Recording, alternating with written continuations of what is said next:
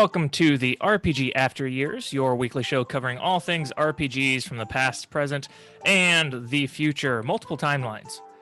This is episode 13. I'm Jay. I'm Rich. And I'm Big Scott. Big Scott. So today we are beginning the review of the long sought after Final Fantasy VII Remake.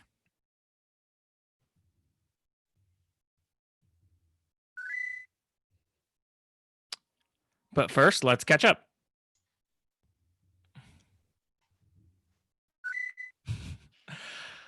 So, what have you guys been up to, Scott? More of the same, really. We did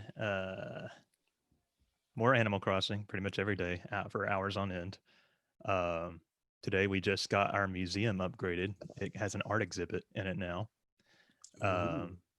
We are wheeling and dealing, and I also did a couple more days of Ring Fit Adventure, beat World 12. On last week's episode, did I say that I beat the 7 remake, or No. I don't. You hadn't beaten it yet. okay? Close. Well, oh yeah, because I was worried about not being able to do it again this week. Yeah, so I beat the Final Fantasy VII remake. Yay! Short story. I loved it, but we'll get more into that because that's the purpose of this episode. It took me about 50 hours, which I was surprised because Jay told us earlier it took him 20. So, 21 hours and 19 minutes and 38 seconds. yeah. Took you like 13 more hours than me. Huh. Slow going, man. All right. And then after that, we started 2 new games. We started Donkey Kong Country Tropical Freeze. I'm a big Donkey Kong Country fan, and Corey got me that for Christmas. So now that we got through all the other games, we've been, had more high priority. We started that. It's really fun so far. Really good platformer. It's got a good amount of challenge to it. I think I've had that game since I've had a Switch, and I have maybe put 2 hours into it. Yeah, it's tricky, especially if you're not versed at platformers. But Corey's been doing okay with it so far. We're only in like World 2, but we'll see how it goes. When he tried to play the original 3 Donkey Kong Country games with me, it made him too mad because he just wasn't very good at it, I guess. But we'll see how it goes.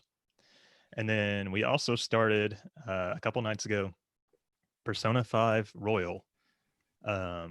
We just went back to Kamoshida's palace for I think the 3rd time, and it's okay. I like it so far generally. The soundtrack is absolute killer. It's it makes me want to get up and dance. The only thing is it's kind of slow. I feel like it takes forever for anything to happen. Yeah, that was also my experience with Persona 5. Yeah. Yep, I agree with you. It takes it feels like you talk about what you're going to do or need to do for 5 hours and then spend 30 minutes to an hour doing that thing. Yeah, pretty much. But I've heard such amazing things about the game. Like I've heard some people say it's their favorite game ever.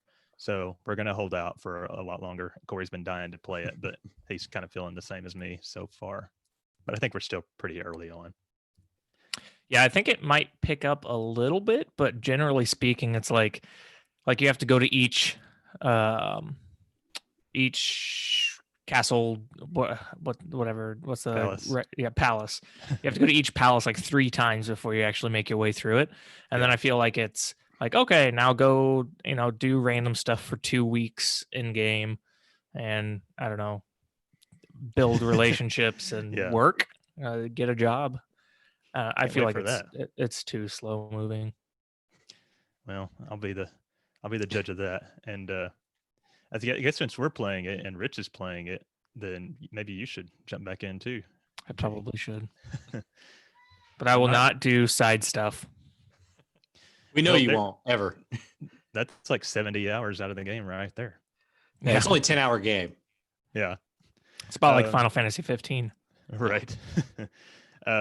Well, that's it for what we've been up to. What about you, Richard? So I have, since we've already finished 7, I started back up with Vesperia. So I'm about 13 hours into that game. I just met Raven. Oh, we're in the same spot. Yep, we're right there. And I've been playing Crisis Core. So in Crisis Core, I'm taking my sweet old time. I'm doing a lot of the missions. I really want to 100% those missions and do everything I can. So I've done that a couple times, and both times I wanted to kill myself. So yeah, it's a little rough. I'm at 14%. And I just got ready to leave. Me and Sephiroth are getting ready to go find Angel and Genesis and try to talk them out of whatever they're doing. I'm really early in. Or really beginning, I mean. Have you done the Benora chapter yet? I'm trying to remember like the sequence of events in that game. Yes, I went to Benora first, and that's where Angeal's mother was killed. Yeah. So I've already done that, and that's the next spot is where I'm going to go. The war has ended. I am getting ready to go find Angel and them, and Hollander just showed up, I guess, or Hollander is trying to do some stuff. So I've basically done every mission I can up to the very hard part of whatever they're labeled as, and that's it. I stopped there. So I kind of just, if they're hard, I'll do them because they're not that bad. I found that I'm actually pretty over leveled now. So it's really easy to get over leveled quick in that game. Yeah, but I love it. It's one of my favorite, side Final Fantasy games.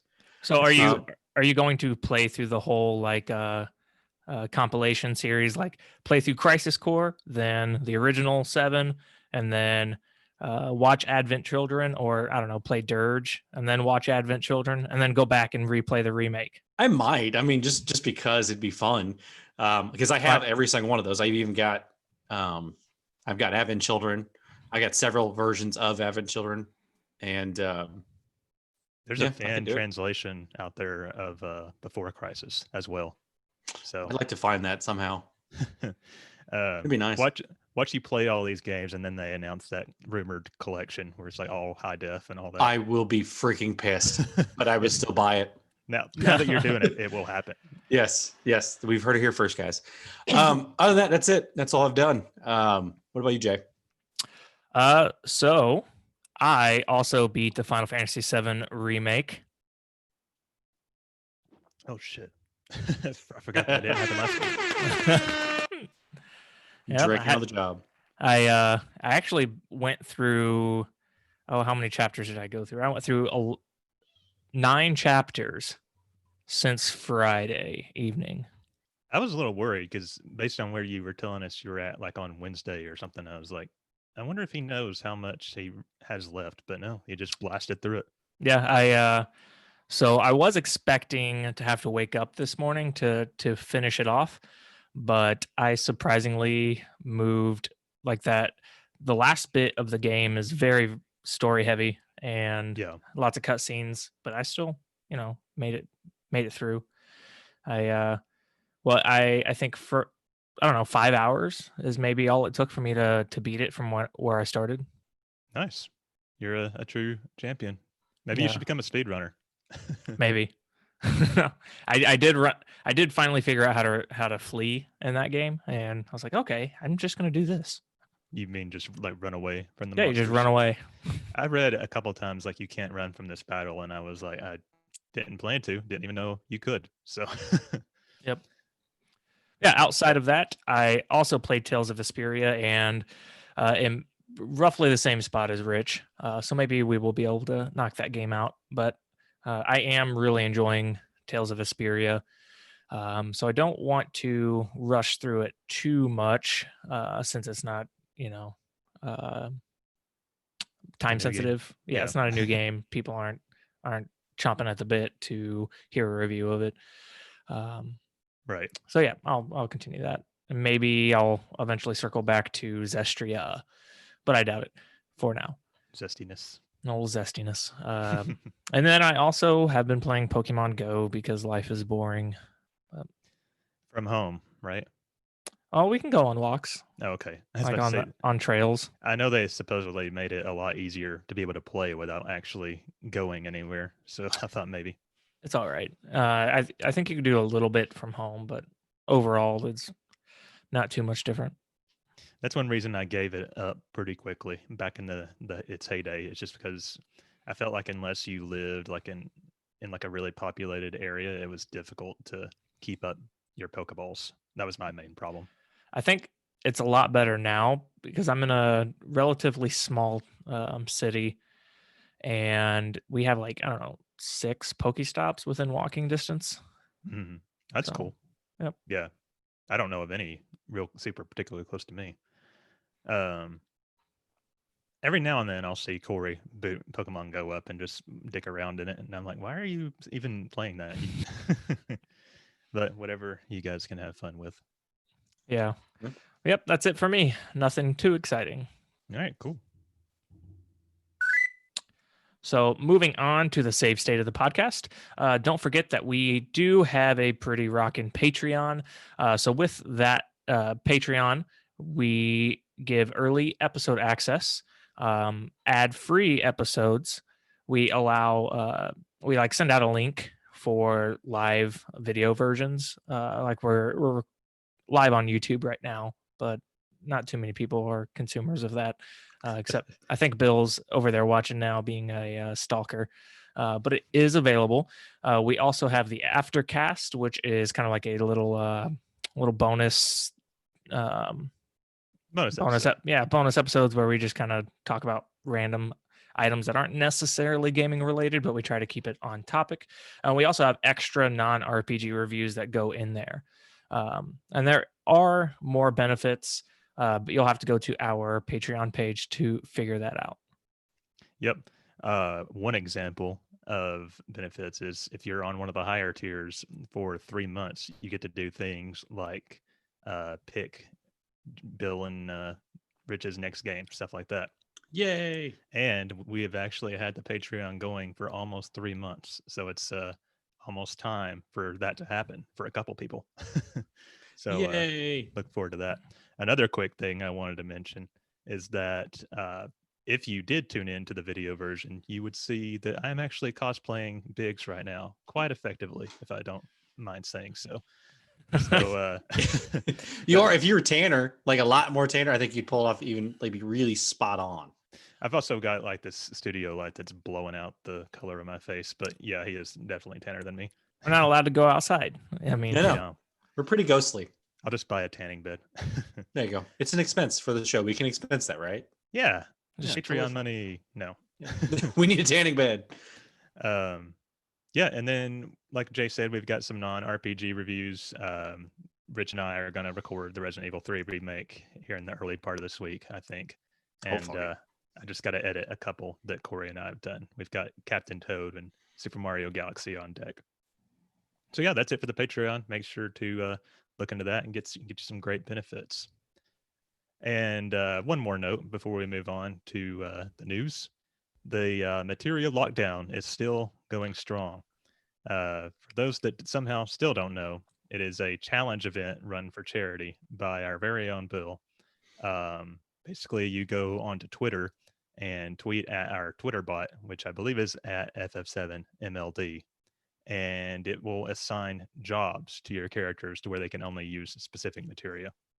It's pretty fun. I did one last year, and I thought it was a fresh take on the Final Fantasy VII, the OG. So that's running till, I believe, June 2nd, Bill said. So to find out more, visit materialockdown.com. And that's it. So unfortunately, with the world kind of on lockdown right now, we weren't able to dig up any fresh, hot news for everybody to start taking in and being up to date. So we're gonna have a pretty boring news section here. However, we do have some upcoming RPGs. What are a couple games upcoming, Rich? So one that's already released is Trials of Mana that just came out on the 24th, so a couple days ago. I picked that up, haven't played it yet, seen a lot of people talk about it, kind of mixed reviews. Sakura Wars for PlayStation 4 that comes out on April 28th. And then we also have Celestian Tales Realms Beyond for the PC coming out April 30th. And then Wintermore Tactics Club, which is also for the PC, coming out on May 5th. So those last two, I know nothing about. So best of luck to those buyers. Never heard of them. Colin actually already finished Trials of Mana. Some people already finished it. It's really Yeah. fast. I think he like stayed up all night playing it or something. But good job, Colin. Yeah. Anyway. Yep, so we are going to take a quick break, and then we are going to move on to our main discussion.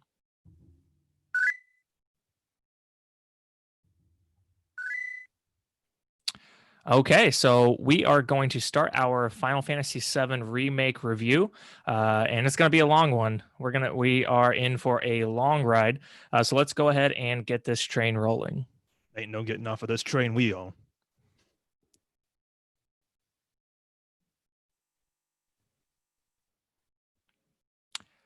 Okay, guys, so we made it. Final Fantasy VII Remake. We played it, beat it. Just as a obvious fair warning, we're gonna spoil the crap out of this entire game. Yeah, so if you haven't played and beaten this game, stop. There are some really crazy crazy additions to this remake that may or may not be left better for you to discover them. Scott can probably talk more about that. I was spoiled early on, and I preferred it that way. So fair warning. Stay a virgin until the very end. Yes. Yeah. So fair warning, do not proceed if you have not beat the game. So leave. Just get out. Should we avoid talking about the crazy twist at the end until we get there? Or I am going to drop one thing real fast and see if you guys agree. Since we have all beaten it, would you guys say that this is a remake or a sequel / continuation of the series? Up until the very end, I would have said a remake because they were pretty faithful. But I'm still not like completely, totally convinced where things are going to go from here. I do agree with you that the stuff with Sephiroth at the end seems to say that there's more going on here than just a retelling of the original story. How about I'm you, going Rich? to say this is definitely a sequel kind of thing on what has happened. So I think it's a sequel to Advent Children and what's happening there. So, and people that don't know what you're talking about will probably be thinking like, what the fuck? Yep. Well, that's just what it is. It's not a 1-for-1 remake, and people that think that obviously are not really paying attention to the subtle things that have been coming out for the last couple months. Yeah, and what's crazy is there are a bunch of like meta. There's a bunch of meta in this game. If you had not played the original Final Fantasy VII, there's a lot of stuff you wouldn't have been able to catch on. So because of that, I'm putting this in the category of like a continuation. But yeah, we will get to that more. But I am going to point out specific, like as we're going through the story, I am going to point out specific scenes so we can kind of chat as we move through the storyline. Okay, we can just like speak vaguely about it until we get there. Yep. And hopefully we get the whole thing done today, right? That's the plan. That's the plan. We'll see. We'll see if we can make it. Yep. So let's get started. So chapter 1. Chapter 1 is essentially what came out with the demo. So you kind of start out with an opening scene, and you see Aerith, and it's the same kind of one from the trailer where she's going down to pick up a flower, I think. Yep. She dropped a flower. She's going to pick it up, and then looks down. Looks like she's examining like a Mako leak in a pipe or something. Yeah, she's definitely suspicious of something. And then it kind of looks like she sees that something's coming, so she decides to walk away and leave. From there, we kind of cut to the very iconic scene of Cloud riding and jumping off of the train that's going to the Sector 7 reactor, right? Sector 1. Sector 1? Yep. Okay, Sector 1 reactor. And this pretty much plays through almost exactly like the original game. So you get off and you start battling Shinra soldiers, and you make your way from the train and the train entrance and basically down into the Sector 1 reactor. And you meet up with Biggs, Jesse, Wedge, and Barrett. From there, you kind of just defeat a lot of Shinra soldiers, hacking through security, just being generally introduced to the mechanics of the game. Is there anything like super noteworthy in here in this particular chapter? We get to see Barrett and his crazy antics about the planet being in danger, and how Midgar is evil for extracting Mako. Yeah. Well, one thing is the intro, the very first scene is a little extended from the OG. We get to see like an overview of Midgar and like what it's like during the day and all the kids playing, and then it gets sort of ominous when you see one of the reactors fire up. So I thought that was a really good addition, just kind of establishing what it's like to live in Midgar, and that these reactors are probably no bueno, just based on the music and the kids being scared. Yeah, totally. And I got another thing too. And the thirst for Cloud from Jesse is pretty real. Yeah, it is right off the gate. Jesse's like super into Cloud, and maybe that's just how she is. I don't know, because she's like that throughout the entire game. Easy on the eyes too. Oh yeah, she's just a Biggs. But yeah, so they make their way through the Mako reactor and eventually get to plant the bomb. With that, though, we get to fight the iconic Scorpion boss, the Scorpion mech. That was a good fight. I think it was a really good one to establish the way you have to switch through characters based on specific scenarios of whatever you are fighting. Did you guys have any trouble with that boss? I know it was also through the demo. I played on easy, so I didn't have trouble with anything really. My first time in the demo, I found it very challenging. I used a shit ton of potions and was constantly run out of MP. Second time through went a lot smoother, didn't have any issues. But I was really happy about just the challenge of it in general, because, in the OG, you cast Bolt a few times, use a potion here or there, limit break, it's dead. Just don't attack while its tail is up. Or however he says that. I had no problem on normal. Just the same demo that I played. I did try to boot up hard mode right after I beat it, and I got all the way to him. He kicked my ass like really bad. So yeah, it doesn't sound fun. No, hard mode. Like I saw people say that hard mode was easy for them. It's like, oh, it's so great. I'm not that good at this apparently. So yeah, the combat in normal is good. Hard mode more when we get to gameplay, but I too, after I beat the game, I tried one of the chapters on hard mode and couldn't beat like basic enemies. So yeah. I mean, I kind of suck at the game, but I suck very badly at the game. I play for the story. Okay, I'm no purist. But anyway, so after that boss battle, I don't think they get the chance to actually trigger the bomb themselves. I think, doesn't the Scorpion going haywire kind of trigger the bomb? No, the bomb does go off, but doesn't do much. It's very low explosion, right. Low yield. Or was it the Sector 5 bomb that they didn't set off? Yeah, it was. It totally was a Sector 5 bomb. This one, I think they did start the timer. And whenever you make your way out and you start seeing the explosion, it doesn't really do much. And then you get some really wicked scenes of that introduce President Shinra and kind of what Herdiger. And you can see that they're already plotting to turn all of the avalanche terrorism into something that is a lot more extreme than it actually is, in order to justify, whatever the heck evil plans that they have. So using all the robots and the Scorpion and everything that was existing in the Mako reactor, they made it from a tiny little bomb exploding to just the entire reactor, imploding.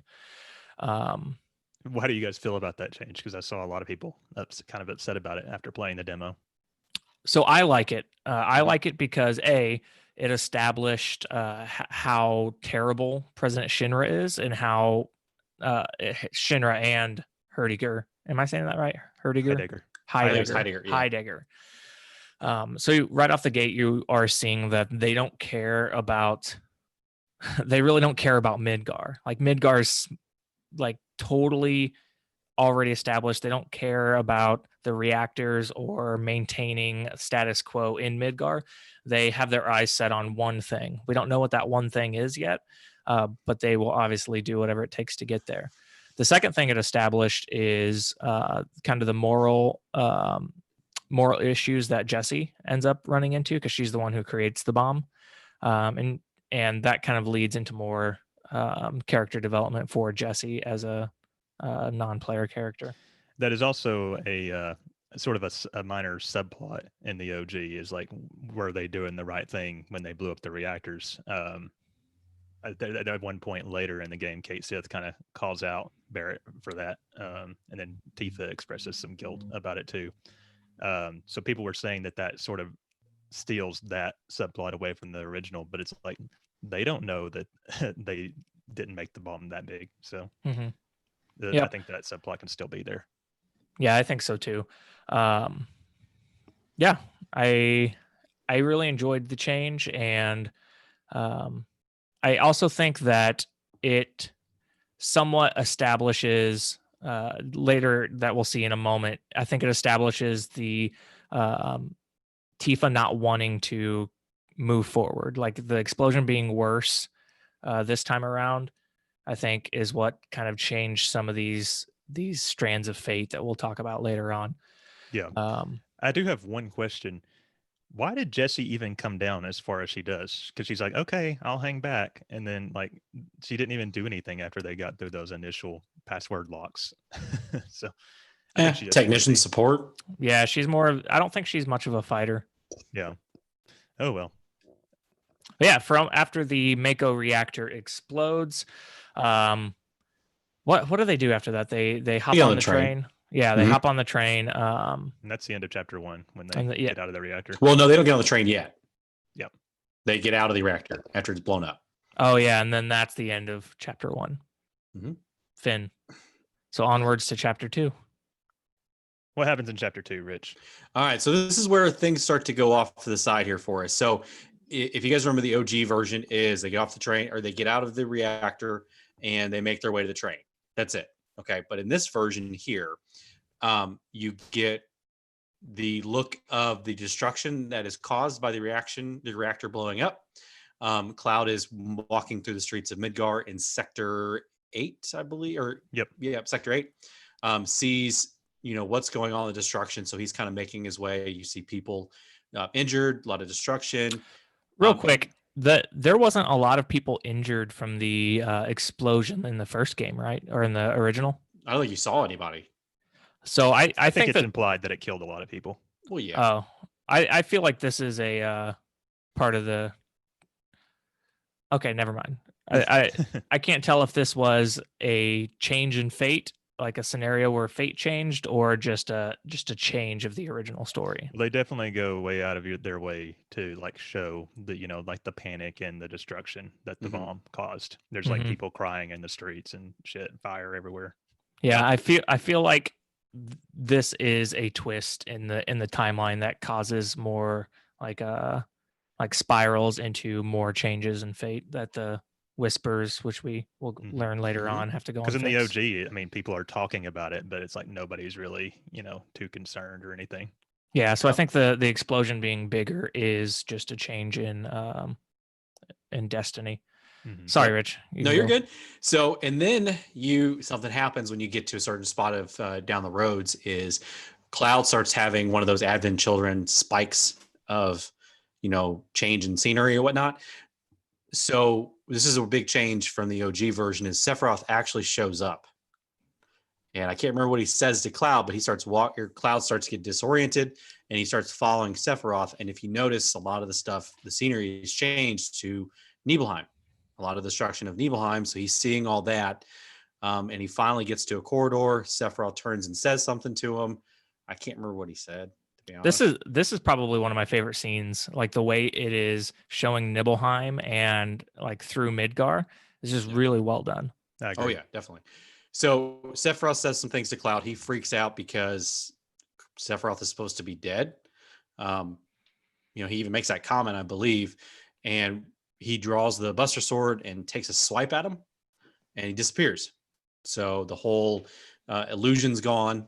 Cloud shakes it off like it's something, just something crazy's happened, and then he gets to the main street and sees Aerith. Everybody's favorite. Yeah. Yes. But here's where the big twist happens. He starts to see Aerith. Aerith says something to him. He's like, get out of my way, whatever. And she gives him a flower. You take it, I believe, right? You take the flower, and then all of a sudden Aerith starts freaking out. A lot of things happen. Cloud grabs a hold of her, and that is when you get introduced to the Fates, or the Whispers, right? Yeah, they're called Whispers, but they're basically Dementors. Yeah. we're Harry Potter Dementors. Dementors are fate. Yeah, so everything starts to go a little haywire. Cloud sees these guys, and he's trying to, figure out what they are, and they're diverting something. It seems like they're trying to keep somebody from leaving. And Aerith finally takes off, right? So I think it's important to notice that the Shinra soldiers show up before she leaves. Yep. So she was usually in the OG version, she's gone before they show up, but the Dementors held them on there a little longer, and they show up. And this is where I brought up earlier is one of the soldiers recognized Cloud. Yeah. So and it happens a couple more times too. Yes. And there's something at the very end I do want to bring up about that. But, then they fire on him. Cloud just starts hacking and slashing, killing people, beating the crap out of him. And then he makes his escape and jumps, through the rooftops. He has to make his way through blockades to get to the train. Usually in the OG version, he just gets ganged up on, and then he jumps off the ledge and onto the train. I think here is our first taste of a part of the original game being super extended and expanded upon from what was in the original. Yep. So he's getting talked to by, I think, either Biggs or Wedge. One of them he's trying to direct him, and they finally make it to the train. He jumps off and gets onto the train, and that is it. Yep. That is the end of chapter 2.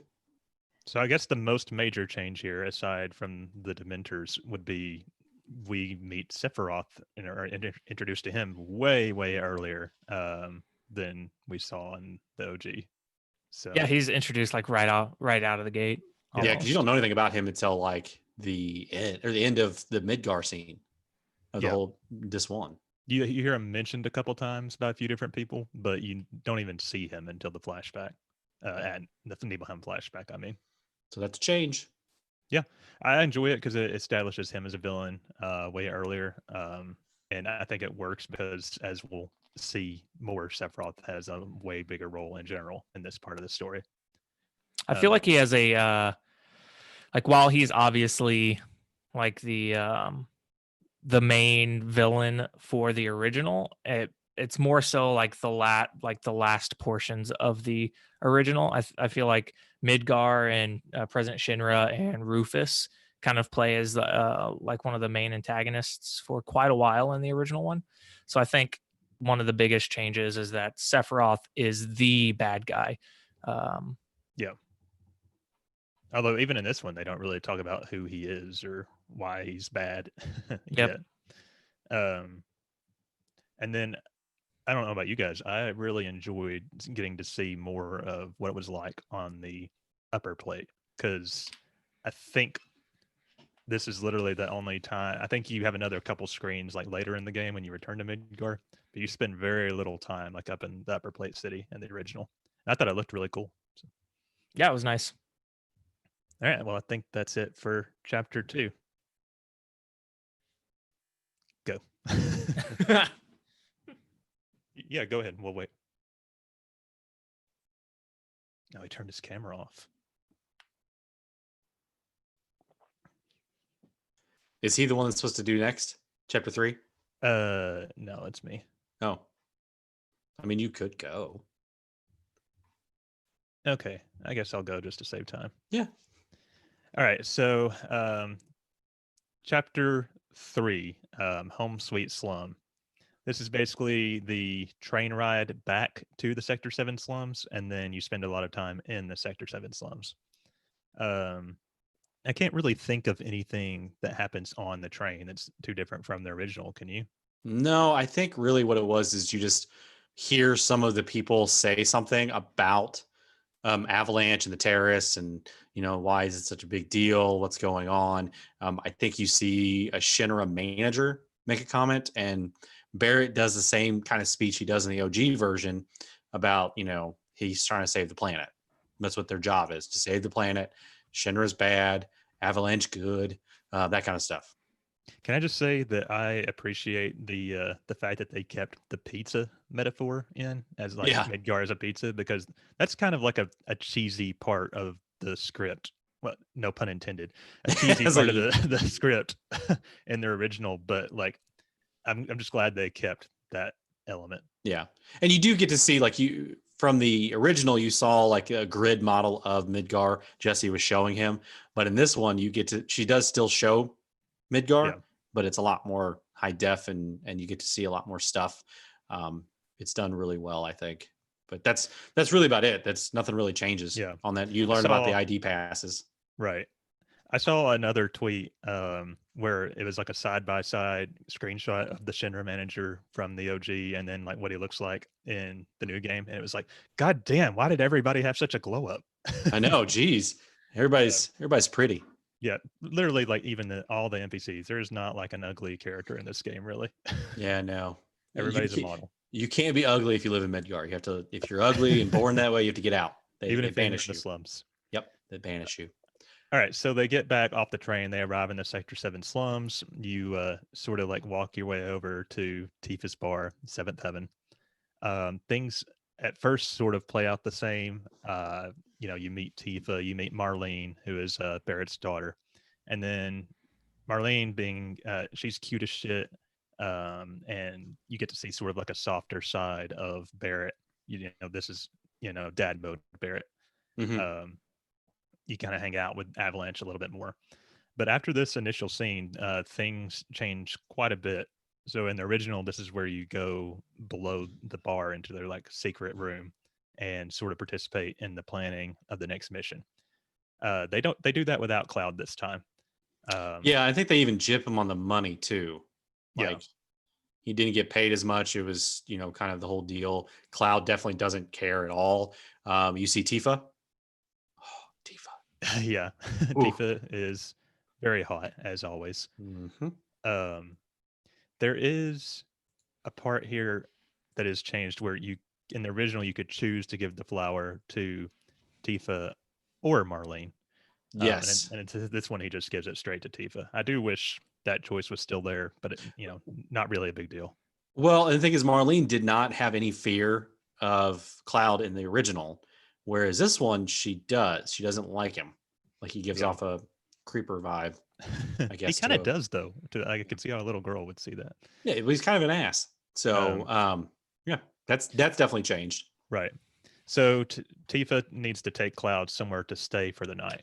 And this kind of made me think that maybe this is like literally the first night Cloud has spent, with Tifa and Avalanche. So this must be like pretty shortly after he arrived in Midgar, all fucked up. Yeah, I would think so. Another difference is too, I think, in this where before they leave, or she takes him to his house and everything, the meeting is going on, but Tifa doesn't go to it. Right? Right. Yeah. Yeah, so she walks you to the apartment building, which is ran Mhm. by an old woman named Marl, a new character. Yep. She's kind of like this, like very headstrong old lady, kind of batty, but also like she's really cool. She looks like an art teacher. Yeah, she does. And she's like, her and Tifa sort of have like a grandmother or granddaughter relationship. We'll talk about her a little bit more later, I guess, but I really enjoyed the addition of her. I thought she was kind of a cool like side character. Yeah, I agree. What about, so when you get to the apartment and stuff, you see, or you actually get to meet one of the remnants? I think. Yeah, so is that what it is? It's a soldier. Yes. After Tifa, puts Cloud to bed, and apparently she stays in the room right next to the room he's staying in. There's like bumps in the night, and Cloud starts to get kind of annoyed with like all the weird noises coming from next door. It kind of sounds like somebody's sick or something. He goes and investigates, and basically it's one of the Sephiroth clones, those black cloaked guys that we didn't see until way later in the original. Isn't it Sephiroth first? Maybe there probably is a scene in there with Sephiroth. Oh yeah, yeah, it is Sephiroth first. Yeah. Oh yeah, he torments like Cloud in his sleep. I remember making a joke tweet about something like Sephiroth at 3 a.m. in Cloud's dreams. What are y'all doing? Well, it's kind of funny because it's like Cloud fell back and was startled by this and everything, but he was getting ready to kill that guy. And Tifa rushes to save Sephiroth. Yeah, Tifa says the Sephiroth clone, she's like, he's not a bad guy. And it's like, this guy literally can't even talk. Like, how do you know what kind of guy is? He's just sick. So if you hadn't played the original game, like, is this ever explained who this man is in the remake? I don't really remember. I think he's just a sick guy. He's just sick. Yeah, you just see him this guy here. Are sick. Yeah, you see him here, and you see another one over in Sector 7 near Aerith's house, and then you don't see him again until like the very, very end, where they basically just look like Sephiroth until like the last moment. So in the OG, there was one Sephiroth clone you can meet in Midgar, and that's where the infamous "this are sick" line, or "this guy are sick" line comes from. But he's not in a black cloak or anything, and I don't think it's ever revisited again. Like that was a Sephiroth clone. I think if you come back to Midgar way later, the guy is gone, and they say something like, "Well, he left," muttering something about the reunion, or something like that. So, this is probably a little too far of a jump, but in the original, was this guy the one who did everything in the Shinra building at the end? I don't remember that. Was it a Sephiroth clone, or was it just Jenova? So in the original Jenova. Every time you see Sephiroth himself in the original, before you get to the Northern Crater, it's Jenova shapeshifted as Sephiroth, being controlled by Sephiroth's will. Okay, and Jenova being like the thing that was sucked all inside all up in the containers that Hojo had. Yeah. Yes. Okay, So, I wonder if they're going to establish it that Jenova's not the one shape-shifting, that it's like Sephiroth clones or like soldiers that were injected with Jenova cells. it seems like that might have been sort of implied. Yeah, it seems like the whole idea of Jenova shape-shifting is out the window. Maybe. Which is fine. We'll see. Because that was like maybe one of the things that people got the most confused about in the OG. That like nobody really understood that wasn't actually Sephiroth himself until the end, unless you like really thought about it and analyzed the story. So yeah, after that whole incident, you wake up the next morning, go back to the bar. Basically, Tifa wants to help make up the money that Cloud got gypped on for the job, and then you enter side quest town. You can just go all over the Sector 7 slums and do side jobs for people. There's like 4 or 5 of them. The only real notable thing I can think of that happens is you meet Johnny here if you do all the side quests. I love Johnny. So Johnny was a character in the original, but he was very minor in comparison to how much they've expanded on him in the remake. He was like a childhood friend of Tifa's, crushing on her, and you don't even have to interact with him at all in the game to even like find out who he is or anything. But you get an achievable. Isn't Cloud also a childhood friend of Tifa? Yes. I mean, so Johnny is just like this really like brazen, kind of obnoxious, like he's a bro. Yeah, he's a bro. He calls Cloud bro all the time, and Cloud's like, "I'm not your bro." There's like a side plot here where he kind of knows what Avalanche is, and Shinra is going to like torture that out of him, and Cloud and Tifa end up saving him just to prevent him from talking. Then he runs off. That's because Cloud threatened his life Right. while he was blindfolded. He's like, I'm going to kill you. Or no, Cloud, he was going to kill him, but Tifa told him no. yeah, Cloud suggests that they should kill Johnny and they should kill the soldiers that they stopped. And she's like, Cloud, you're scaring me. So that's just showing Cloud's hardened edges. Anyway, you go back to the bar. There's all these scenes with like you kind of hang out with Tifa. She serves you a drink. And basically Cloud decides to, just like the OG, accompany them on the next mission to the Sector 5 reactor bombing. However, that night, there's an attack by the Dementor Whispers. They basically just storms the slums like, just a tornado of ghosts attacking people. So this is sort of a boss fight here. It wasn't that hard. Although I was kind of confused about like, why in the world and after they leave, people, shit, I got ahead of myself. I skipped chapter 4 here, didn't I? Yeah, No, I was I about think- to say, Yeah, you this skipped. is you skipped chapter 4. Okay. Well, let's put a pin in that. And Well, because you find out basically that because Cloud is not going to go on the next mission, he's done. He's done with everything. right. Yep. Cloud is going forward. They were not planning on having Cloud in Avalanche. Yeah, Right. because he got kicked out. So then there is something that happens on like night 2 while you're in the slums where Cloud sort of gets asked to do something, which is chapter 4, which means it's your turn, Jay. Yep. So basically, Jessie comes to Cloud and asks him for a favor, and she would reward him with help. And so, yeah, reward. We all know what we were hoping it was. Giggity. Cloud just wanted some materia.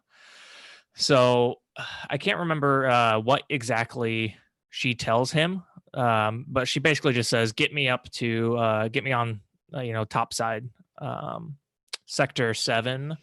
I could be wrong, but wasn't it like she needed more components for the bomb? Yeah, Yes. I think she might have told Cloud the truth, being that she feels guilty for how big the explosion was for Sector 1, and she wants to make a bomb that isn't as powerful, but she doesn't have the material for it, so she has to go steal it from Sector 7. Right. So they end up making their way up to it. Making my way downtown. Yeah. So like the first kind of sequence in this is that you have to make your way through like tunnels on a motorcycle, and it's the first time you see like this motorcycle mini game. So you go through and you end up getting scanned, which causes a lot of Shinra soldiers to come and start chasing after you. So you have to go through, battle a bunch of Shinra soldiers, and then we are introduced to a new character who is a soldier or a rogue soldier. It seems like. It doesn't seem like he's really a soldier anymore. I got the impression that since they let him get away with so much that like soldiers can get away with almost anything. Yeah. So his name is Roche. This is the first time that we are ever seeing him. He wasn't in the original. And so you battle him on the motorcycle as well. It's kind of like a little boss fight motorcycle. But eventually you beat him and all of that comes to an end and you get to your destination. Whenever you get there, you find You could probably out. say that all of chapter 4 is like a completely brand new story section to the Yeah. game. Yep. It is all like character development for Jessie, Biggs, and Wedge. And Biggs and Wedge come along for those too, uninvited, but they figured out what Jessie was up to. Yeah, except they think that she's going to see her parents, right? Oh yeah, right. Yeah, so they think that Jessie's just wanting to see her parents. So they get topside and they end up going to Jessie's house. But Cloud doesn't go inside. She tells Cloud basically to go around the back whenever they're her mom and Biggs and Wedge are having dinner, to go around the back and steal her dad's access card so that they can get into the Shinra building. So you do that, and you get quite a lot of scenes that around Jessie, Biggs, and Wedge that really build their character. I don't remember exactly anything too important, aside from the fact that Jessie's dad has really bad Mako poisoning and is pretty much going to die. And there are some pretty good scenes where you're talking with Jesse, Biggs, and Wedge. I think it's just Biggs and Wedge talking about how they think that when you die, you go back to the life, or you return to the planet, and just Yeah. kind of seeing a more spiritual side of them. From there, everybody finds out about the plan, and the goal is to sneak into Sector 7, and I think the main goal was for Cloud and crew to cause a little diversion in order for Jessie to go and steal the material that she needed. So that happens. They start setting up a diversion, except Roche shows back up and causes kind of a big ruckus. So there are some pretty funny scenes here, like Wedge using a dog whistle to call the guard dogs off Cloud. Oh yeah, that's right. And he gets bit in the ass. I'm pretty sure. Bit on the bottom. He gets shot in the ass later, but he does get attacked. No, I think he thinks he got shot in the ass. Oh, okay. And then there's like parts where Biggs takes like the heavy artillery to help Cloud, so it's like really building them up as characters. This entire chapter is just full of Biggs, Wedge, and Jesse. That really makes you think like, oh God, these are awesome characters, and we kind of already know the fate that they were gonna have. I like them better than I like some of the main cast now. Yeah, I do too. So eventually Roche shows up, and you fight him, and you end up defeating him, and he runs off on his motorbike after doing a bunch of really special tricks. And surprisingly enough, we never see him again throughout the rest of the game. I was surprised by that too. I was expecting him to show up again way later. Yeah, so I'm not totally sure what their plan is for this homeboy. Maybe he's going to replace Vincent. We'll see. Well, it seems he also helps the group after Cloud defeats him in like single-handed combat. He takes out the rest of the Shinra forces there so that they can escape. Yeah, they get surrounded, and he takes out. And so they aren't able to escape because Wedge gets wrapped up in a chain, and so they go and try to rescue him. And then Avalanche, Mother Avalanche shows up and starts taking on. So this is where you learn that the Avalanche with Barrett is kind of just like a rogue section of Avalanche, and there's a whole different there's a whole Avalanche crew that just seems like they're really buddy with Wu-Tai, is my understanding of it. I found this interesting because in Before Crisis, the main characters are the Turks, so you play as all the Turks, and the main villain force in there is this giant Avalanche organization, which was a brand new addition to the canon. I think in the original, Barrett does mention that he sort of inherited Avalanche, that there used to be like an old version of it. So to sort of, I always assumed that like Barrett's version of Avalanche was like Avalanche 2, kind of like just something not pathetic, but like something he started based on what Avalanche used to be. Mm-hmm. So what did you guys think about like that addition? I thought it was I think it gives us more opportunities for kind of content that can be created in the future games. And I think it also makes more sense than an entire terrorist crew being like 4 ragtag guys and one woman. It's like, well, okay, this kind of makes sense. Like Barrett and his crew would totally not have the resources they need initially to like get this thing rolling. So it kind of makes sense that they originally started with a larger organization and then differed on how they want things to change. Biggs does explain to Cloud that like they are serious and like not necessarily a force for good, like they're so I'm going to be very interested to see like how they continue to involve them in the future going forward. I think we're going to see some content with Avalanche around Yuffie and Wu-Tai. That would be interesting. Let's remind me once we get later to the story to talk about a theory that I've seen involving Avalanche. What part of the story? Just once we get to the big twists of the endings. Okay, cool. All right, so from there, Mother Avalanche shows up and creates enough of a like huge chaos in order for Cloud and crew to escape, as well as for Jesse to escape. And she was kind of like, "What the heck, guys? That was not that was not really what I intended you to do." And they actually have to like sneak out because the ruckus that Avalanche caused, just all the Shinra started showing up. But eventually they rendezvous at like an empty lot and return to the slums. They managed to save Wedge, and the reason I'm stopping you there is one of my favorite scenes is when Wedge thinks he's been shot in the ass, and Jesse examines it, and she's like, "You're fine," and slaps him on the bottom. Yeah, that is fun. I feel like that does a lot to show the relationship that her and Wedge and Biggs kind of had. Like they're basically it seems like siblings. They almost like grew up together or something. Yep. I don't know. I think it's really cool and makes them really important characters. Yeah. So you end up having to parachute down. So Jesse and Biggs team up to parachute down, and then Cloud and Wedge parachute down. There's some really funny banter between Cloud and Wedge here. I can't remember exactly what it was, but it made me giggle. So they jump. There's the whole thing about this is like, even though I liked those characters in the original, you know, Biggs is kind of cool looking, Jesse's like the cool girl.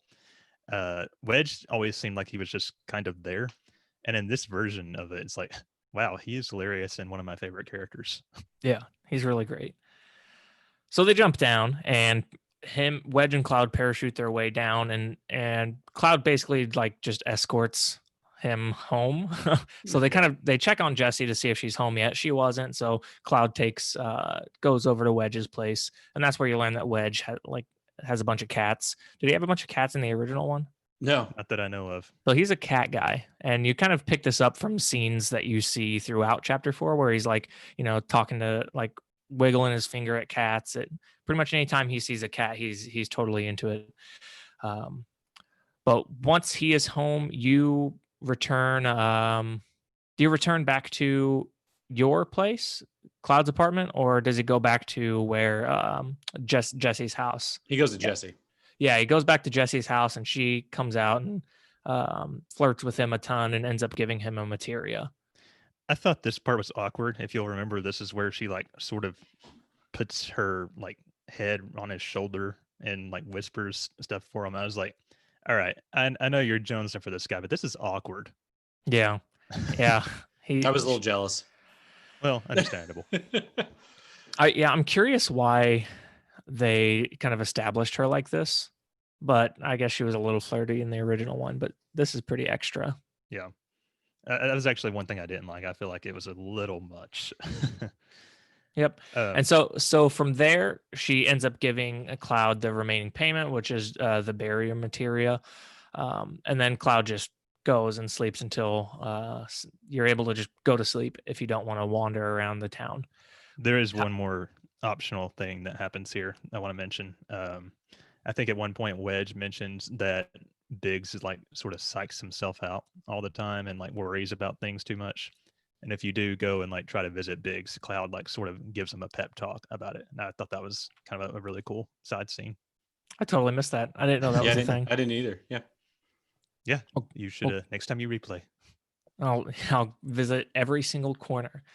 So after Cloud goes to sleep, he ends up waking up, and the entire Sector 7 slums is being attacked by mysterious specters that we know are the Whispers.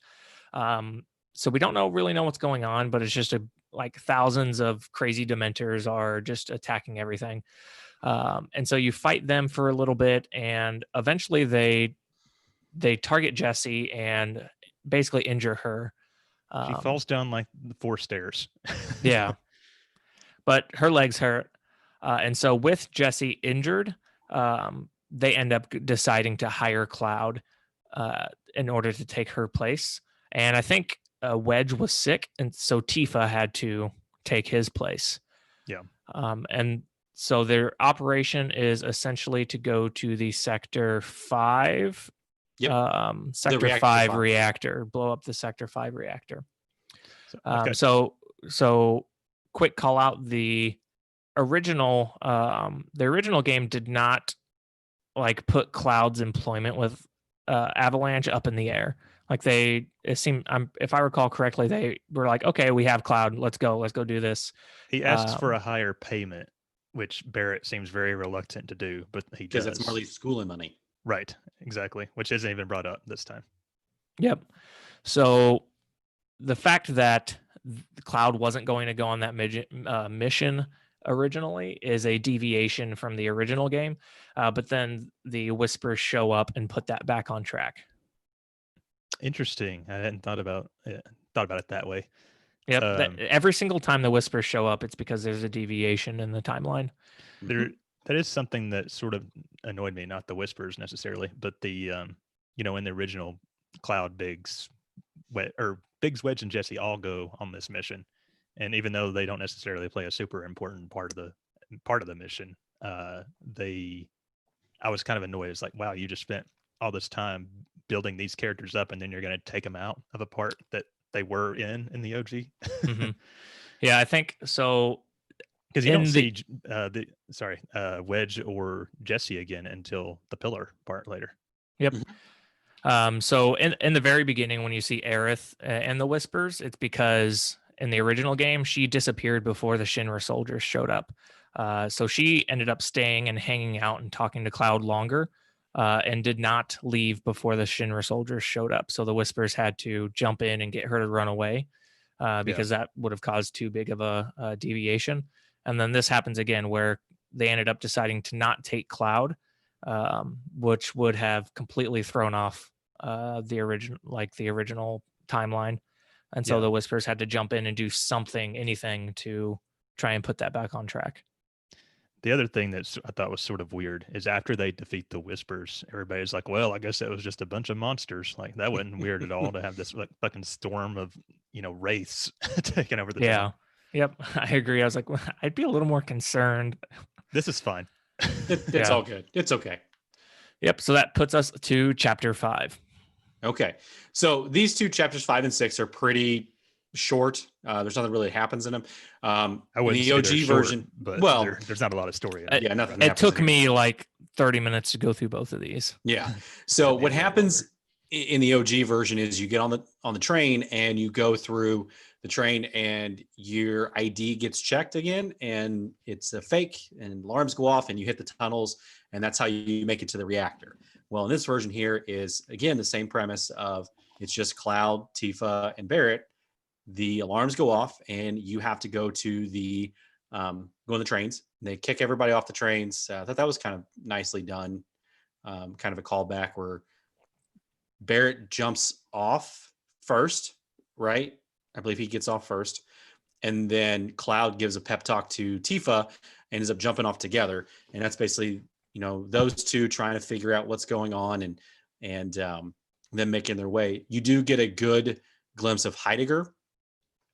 He does see them and he's like, oh, we gotta flush them out and end them once and for all and set the trap. So you kind of got to see what's going on with all of them and how the trap was sprung and if Shinra was actually watching. So they make their way through that. There's one little bit here that I thought was a good scene. It's when they're like trying to evacuate all the people from the train or into like a safe car. Oh, yes, that's right. The Shinra manager says something like, but I'm Shinra to Tifa. And she's like, I don't care. I don't want anyone to die. So I thought that was like a really good piece of character development. You see the compassion of the actual Shinra person, like, oh, well, they're not as bad as I thought they were. They're actually trying to save my life. Whereas my company that I work for is trying to kill me. So that's a good development there. So once you get through all that, you learn about Scamp, which is the mark of Avalanche. It's just a wartime painting of a little dog that they use. Like a Shinra propaganda thing. Yeah. So what breed is the dog in this timeline? Because I think that's an important point towards It's the a end. beagle, I think. It's a beagle. So yeah, Well, I everyone don't pay think attention to Stamp that. was ever even mentioned at all anywhere until this remake. I'm pretty sure it is entirely a construct to fill us in on what timeline is what. Yeah. So Stamp is a beagle in this one, so definitely pay attention to that one. So they go through everything, and you see the monsters. You get a little idea of what Shinra is doing. They're going in the subway stations occasionally and clearing them out, and then you get to chapter 6, and that is just the plate lighting, and all you're doing is just a puzzle of turning lights off, conserving energy to open the next platforms, and you keep going through that, and then that's it. Once you're done with that, like I said, Jay, it took you 30 minutes to do both of those chapters? If Yeah, that. there's no story whatsoever in Dude, this. it took me like 4 or 5 hours to get through those 2 chapters. I have What no are you idea. doing? I have no idea how that took you so long. I literally just ran straight through it. And I even had enough time to get through all the stuff there, all the other items and materia. Yeah. I will say this little stretch of the game is probably my least favorite part of the game, just because, like you said, Jay, there is very little story in these 2 chapters, and it's basically just like a big dungeon. And Yeah. I mentioned this in a couple times in the past few episodes, but that's my biggest complaint about this game. There are parts of the OG that were 2-ish screens that now takes hours to get through, for me anyway. Yeah. With very little happening story wise, It's a especially like filler. halfway into the inside the plate chapter. I was like, when is this going to be over? I hate these puzzles. I just had a hard time with it. I mean, I still love the game, but that would be my number one complaint. And there's a few other parts in the game that are like that, where they took a few screens and made it, a giant dungeon.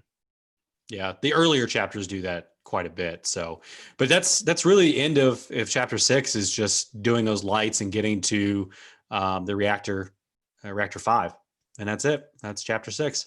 Yeah.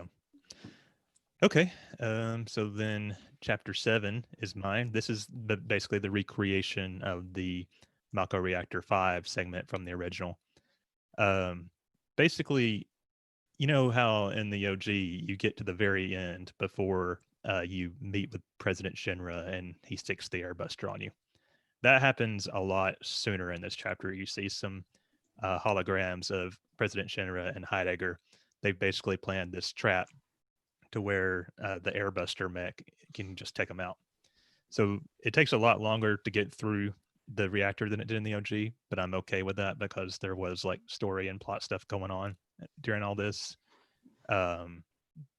Basically, you have to get through the reactor, and every so often you find these computers, and you get to choose how you want to like debuff the airbuster. You can like make it weaker in different ways depending on the machine parts you choose. So basically, you get through the reactor. Everything else plays out more or less the same. You take out the airbuster.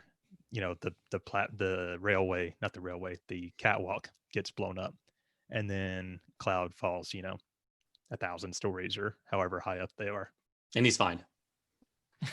No. The flowers were Oh my cushion. Well, I think it's Okay. funny. Like you jump off the plate with Jesse, Biggs, and Wedge using a parachute to get down to the lower sector. In this one, he just freaking falls. No, the church was it broke his fall and the Just a little ground. bit. It's Just a soft little ground. bit. That I swear that is like one of the stupidest things from even the original. Like, I get that he's a soldier, but that's stupid. It's those Genova cells, man. Yeah, and I was kind of hoping that would be something they changed. I would have version, liked to at least see him like struggle on the way down. Like, I don't know, maybe he like was able to get his sword and like slow himself down, Yes. or like a grappling hook and slow himself down and it broke, and then you see him crash through the like something just to break the momentum of just falling straight from the top of the plate. So jumping ahead a little bit, that reminds me, in their original, Wedge falls from almost the very top of the pillar and isn't immediately dead. In this version, he uses the grappling hook to sort of like break his fall, and I was like, yes, that's sort of what I wanted for the Cloud fall too. Yeah.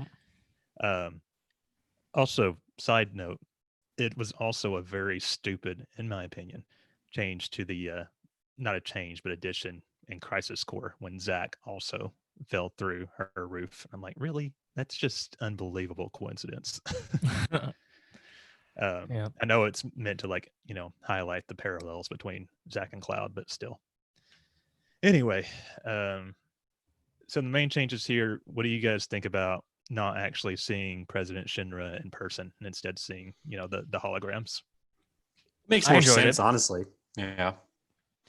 I mean, I That's would have why- liked to have seen him in person in that scene, but also like it makes way more logical sense for him to not put himself, the president, in harm's way like that. Yeah, why would you risk that? So it definitely makes more sense in the hologram. It shows the technology for that and how advanced Shinra is and the plot that they had and everything else. So yeah, so I think that was I enjoyed this longer chapter. Did you guys have any problems with the airbuster? no. Nope. I originally tried not using Barrett because I was being dumb and just controlling Cloud all the time. But and we'll talk more about this in the gameplay, but the AI for your team is terrible. Absolutely garbage. So I had to switch to Barrett It seems like to beat him. they are incapable of building ATB by themselves. So Yeah, they don't consistently attack. It's so annoying.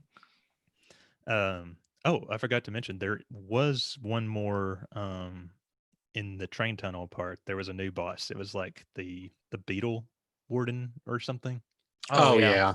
That was wasn't like much, a brand new thing. Yeah, it wasn't easy necessarily, but I didn't really have problems with that either. Was there a boss in the plate chapter? I don't think so. I can't remember one. I don't think so. Yeah, so that's it for chapter 7 there, Cloud falling to his not death. And so we move into chapter 8. So we start off with Cloud being woken up by Aerith. I think we actually have like a cut scene that that is Cloud like kind of in his unconscious state. I don't really remember exactly what happens there, but Aerith ends up waking him up. And they have a little bit of back and forth, like Cloud not remembering who she is whenever they met at the beginning of the game. You're the slum drunk. Yep. Was an option in the OG. Yep, that's funny. So they chat for a little bit, and then a group of soldiers walk in, Shinra soldiers, and they're led by Reno. And you actually have to fight Reno. You see that they are there to grab Aerith, collect Aerith, and take her back by her own will, of course. I don't recall this being a boss battle in the original one. I thought they just straight up ran away. They did. So That's it. So Cloud this time around fights Reno and beats him, and before he can finish him off, the Whispers intervene again. So this is another instance where the timeline starts to deviate. Cloud and Aerith were supposed to just run away, but instead Cloud chose to fight, and he ended up beating Reno. In order to put everything back on track, the Whispers flooded the church and forced Cloud and Aerith to start to run away. Dude, the Whispers show up so much that like I forget which scenes they were or weren't in. They're there constantly. Technically, they are. That's the whole point of them. They're just not constantly visible. Mm-hmm. So which led me to be like, they're showing up so much that I hope that there is some kind of. I was looking forward to finding out the payoff because they were like sort of annoying me as far as showing up so much. Yep, and you find out they are just there to be meta. They are Nomura's meta devices to retell a story. But anyway, I also so kind of wished that the chat between Cloud and Aerith had gone on for longer because I feel like even in the OG they said more to each other before Reno came in. I think so, yeah. Like asking about his eyes and stuff like that, I think. So there's a lot of cool things they did with this one because those whispers are there. Like there's several times when Aerith, I think, was gonna fall off the ledge and it saved her. It saved her from doing that. It wouldn't surprise me. Like I said, I forgot a lot of each individual thing they did. Yeah, they do quite a lot of really small things that if you never played the original one and knew what happened in the original one, you would not have understood what they were doing. So they do end up running away and have to go through like stairs and up on the church rafters like they do in the original one, except Aerith goes and almost falls, but a Nomura Dementor saves her, which is just another instance of saving, keeping things on track. If she would have fell, that would have thrown off of the whole timeline. So they eventually get through and escape the church, and you go through a really long, kind of drawn out walk across different buildings with Aerith. There's a lot of really fun back and forth that kind of establishes Aerith as like a really snarky, funny, sharp-witted kind of person. She's not whatsoever like a soft-spoken, quiet, innocent girl. And she's Mentioned shit. this in a yeah, I was about to say she almost falls off a ladder and she's like shit. Yeah, and I have a theory everybody about goes, that. yeah, it's like you hear everybody else cursing and you're like, yeah, I'm glad they kept this pretty adult. And then Aerith curses, you're like, oh, clutch your pearls. I have at the end of this whole story stuff we're done talking about, I do have a theory about her, why she's the way she is now. So Okay. But I don't want to talk about it yet. I did really enjoy this particular part of just getting to know Aerith as you cross the rubble, in the sky or whatever. Yep, I think it's really cool. And because of the character building they do in chapter 8, Aerith became my least favorite character to my probably one of my favorite characters. Like throughout this remake, I am almost seeing Aerith as the main protagonist, and Cloud being a supporter. It's kind of like in 10, where Tidus is the protagonist, but the main character is Yuna, really. Yeah. So, and I'll talk about more in chapter 18, whenever Aerith gets a lot of screen time and gives some speeches. But right. Yeah, so basically Aerith tells Cloud that she's hiring him as her bodyguard. And he escorts her all the way back to her house, which is in the Sector 7 slums. And her house is really, really great. Like I remember in the original one, it definitely, like the pre-rendered background was obviously a lot different than everything else. There were flowers, but it was beautifully done in this one. And I would say the whole Sector 7 was well done as well, because there's some opportunities for side missions, and you kind of just see how Sector 7 slums all love and know Aerith. Hate to correct you, Jay. Let me adjust my glasses here. Actually, that area is Sector 5. Oh, is it Sector 5? My bad. Yeah. Yep. It's hard Sector to 7. Sector 7 is where Seventh Heaven is. Right. Duh. Yeah, it's hard for me to keep everything straight. But yeah, so you escort her back to her house and you meet her mummy, Elmira. Yep. Yep. I know she's only in a few scenes in this game and in the original, but I enjoyed her contributions even in the original quite a bit.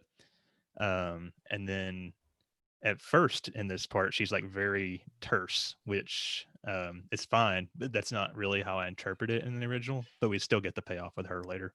So. Yep. And so whenever you get to Aerith's house, you learn that she has to make some deliveries. So you help her collect some flowers, and then go and give, like, what is it, an orphanage? Yeah.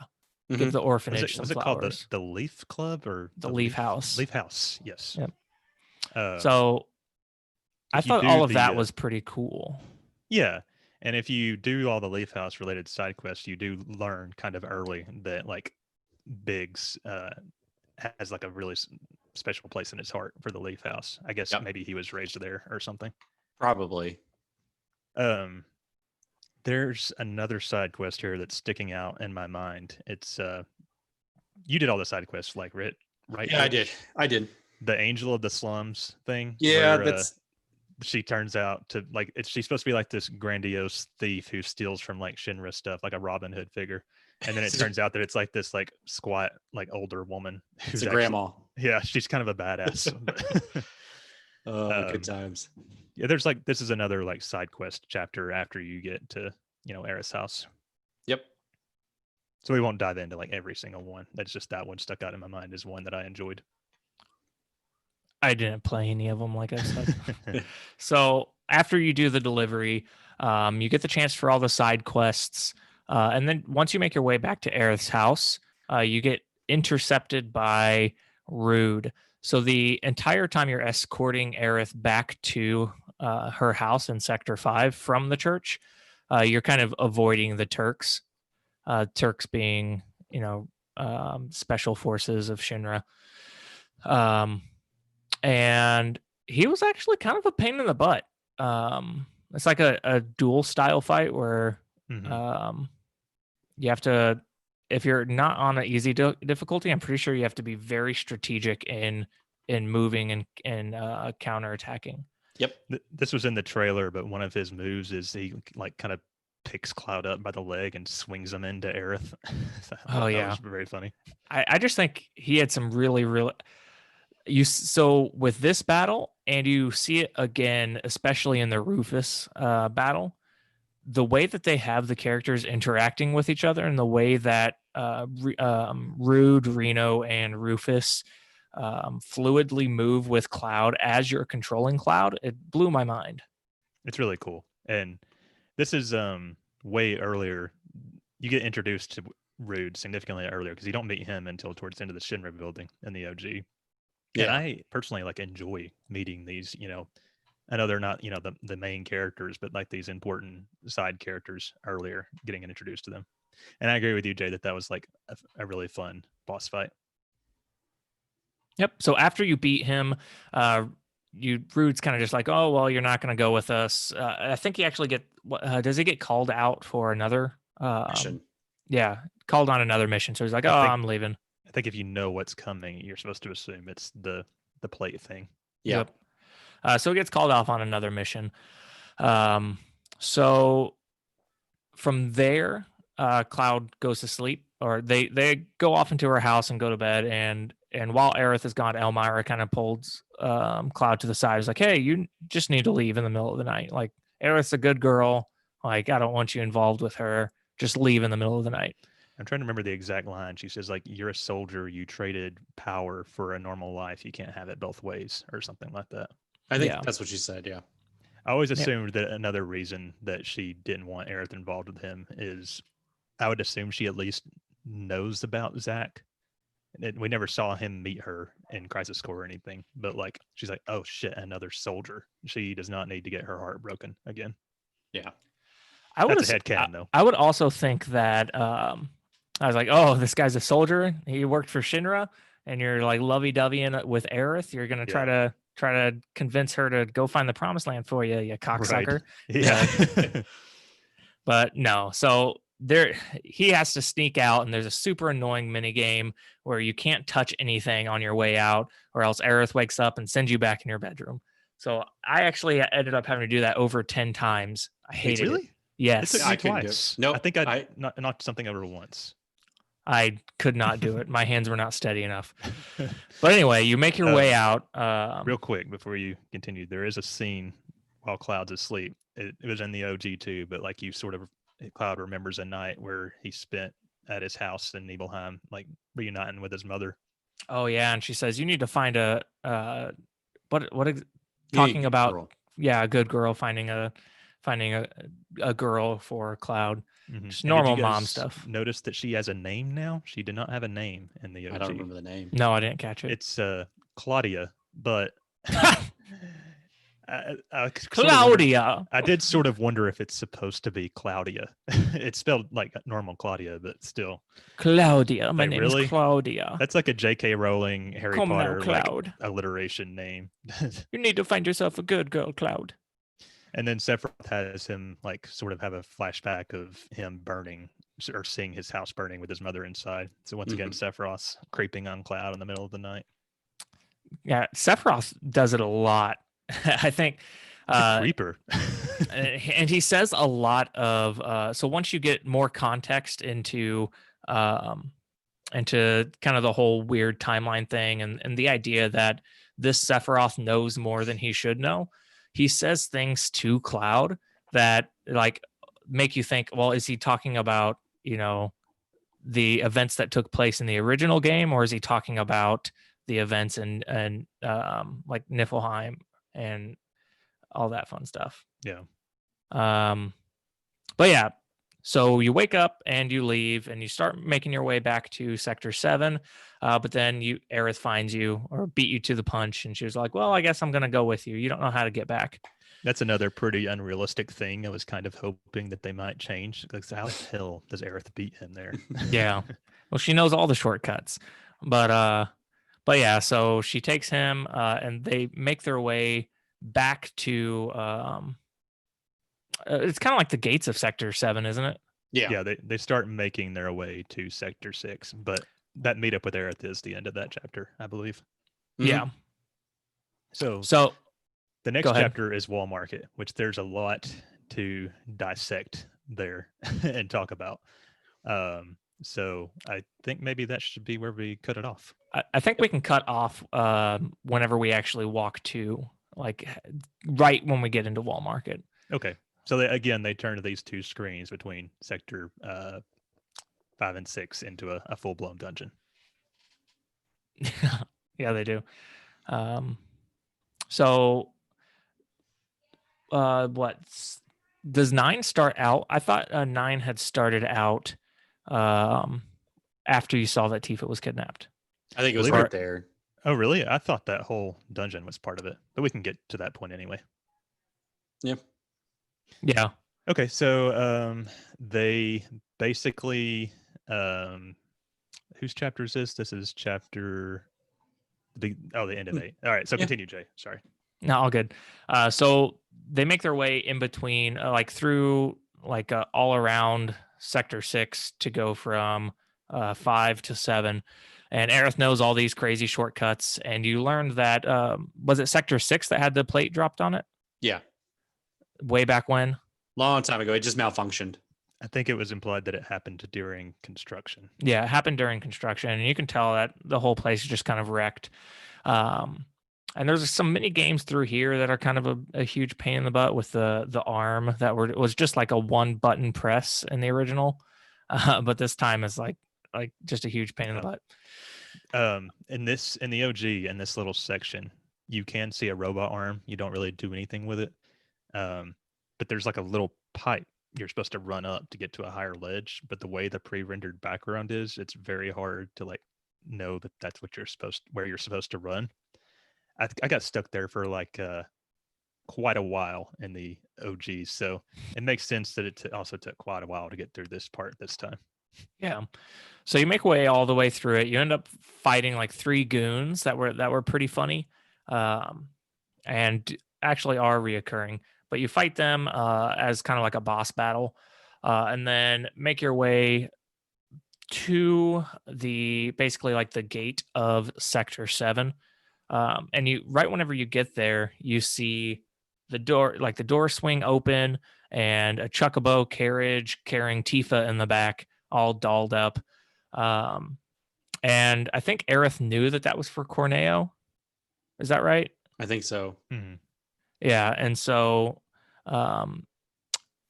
initially Cloud was just going to go in and Aerith was going to walk herself home by some other secret safe shortcut that she decided not to take this time.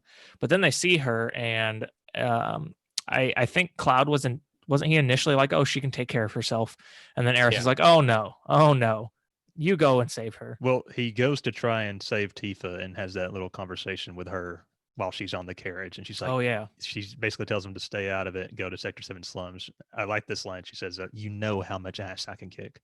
And he's like, yeah, I do. And then he lets her go. Yeah, which especially later in the game, she is very strong. Like, I used her a lot towards the end of the game because she's really fast and she's strong. And I think there's like her one power up move where you like do a combo and then add in the uppercut. Like the amount of damage it does is insane. But anyway, so after that conversation, Cloud decides he's just going to try to return to the slums, but Aerith insists that they go after her. And so they head off to she knows Wall more Market. about Corneo's deal. Yeah, she knows Corneo Cloud does not. Right. And there's one little bit we skipped. They have that talk on top of the hamster slide in the park. Oh yeah, And that's she, right. and she actually Cloud asks her what her ex-soldier boyfriend's name was, and she supposedly says Zach, and then Cloud has like one of his like brain snaps, which I thought was really cool. But it's like He has a stroke. you He has don't an hear aneurysm. her audibly say it. So it's like he couldn't hear that name, or his brain would have broke. Doesn't I know throughout the original game too, he just, even whenever he hears Zach's name, he's just like, nope, never heard of him. Yeah. So I don't know, maybe he did hear it, but he just gave him a headache. Because I know in the original you can go back and see Zach's parents, and they say Zach and how he was a soldier, and everybody's like, "Oh, did you know him, Cloud?" And Cloud's like, "Nope, didn't know him." That's true. I just found it to be a cool touch. Yep. But yeah, that is where we are going to call it stops today. Whenever we pick it up for the second part of the story, we're going to hopefully chug our way through the wall market all the way until the end. From there, we will move on to the other sections of the review, and we're gonna probably finish it off with a theories episode at some point. Don't know if we will tip off the review with this, or if that'll be a in a couple weeks kind of thing. Jay is very excited to talk about the theories. The theories is all I care about. There's lots of them floating around out there. Oh yeah. So yeah, I don't think we don't have a tea time with Bill this time around. We might be able to get one for next week though. See what he thinks about this this sequel. Sounds good. That's it, guys.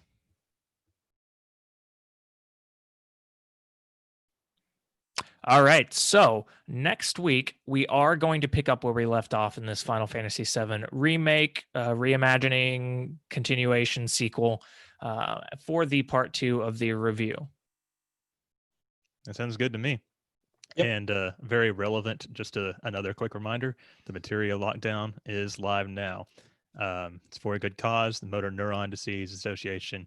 So please look into that.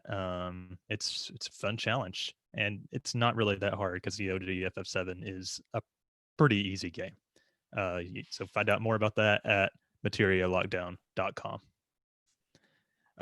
Also, we would really appreciate it if you guys could go on to iTunes or Stitcher or Spotify or whatever your podcatcher app is, and give us a nice rate and review if you enjoyed the episode.